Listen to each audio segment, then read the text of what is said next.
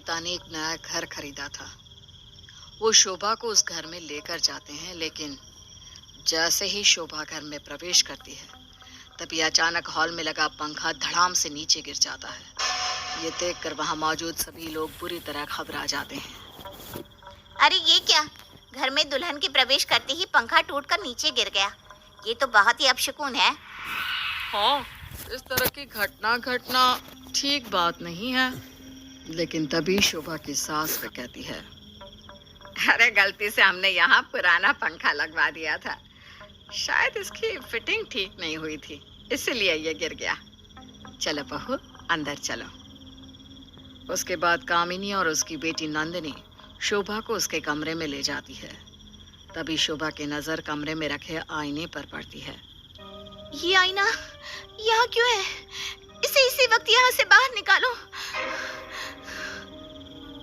लेकिन भाभी, हमने तो आपके लिए ही इसे यहाँ लगवाया है, आप इसे क्यों निकलवा रही हैं? शोभा नंदिनी की ओर बड़ी बड़ी आंखें करके घूरते हुए कहती है, तुझसे जितना कहा उतना कर। इसे इसी वक्त यहाँ से बाहर ले जा, वरना मैं इसे पटक कर तोड़ दूंगी। अचानक शोभा का ये बर्ताव देख नंदिनी हैरत में पड़ जाती है। उसके बाद वो कुछ बोलना ठीक नहीं समझती और चुपचाप आईने को उठाकर कमरे से बाहर ले जाती है। फिर थोड़ी देर के बाद विकास कमरे में आता है। ये देखो शोभा, मैंने तुम्हारे लिए कितना सुंदर हार खरीदा है, जरा इसे पहन कर तो दिखाओ। शोभा विकास के हाथ से हार लेकर उसे फर्श पर फेंक देती है। मुझे ये बेकार के हार पसंद नहीं है। मुझे जो हार चाहिए वो तुम मुझे लाकर नहीं दे सकते। अरे, अगर तुम्हें हार पसंद नहीं आया तो उसे इस तरह से फेंकने की क्या जरूरत थी? तुम आराम से भी बोल सकती थी ना। अच्छा ठीक है, चलो बताओ तुम्हें किस तरह का हार पसंद है, मैं इससे बदलवा कर ले आऊंगा।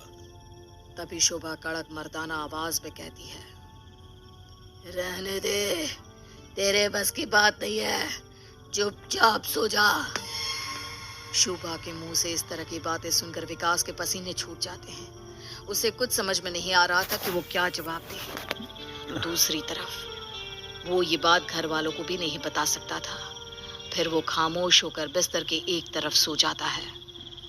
करीब आधी रात को अचानक विकास की नींद खुलती है। वो देखता है कि शोभा दरवाजा खोलकर कहीं जा रही है। अरे, इतनी रात को शोभा कहाँ जा रही है?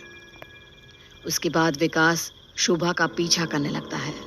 थोड़ी देर के बाद शोभा घर के पास मौजूद एक कब्रिस्तान के अंदर चली जाती है। विकास भी कब्रिस्तान के अंदर जाने की कोशिश करता है, लेकिन तभी अचानक एक डरावनी बिल्ली विकास पर झपट पड़ती है। अरे अरे, छोड़ छोड़ मुझे, छोड़।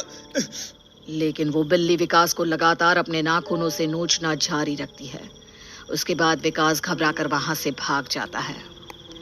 फिर घर जाने के बाद विकास चुपचाप अपने कमरे में चला जाता है। उसे समझ में नहीं आ रहा था कि अचानक शोभा आधी रात को कब्रिस्तान में क्या करने गई है। विकास यही सब सोच में सारी रात जाग कर बिता देता है।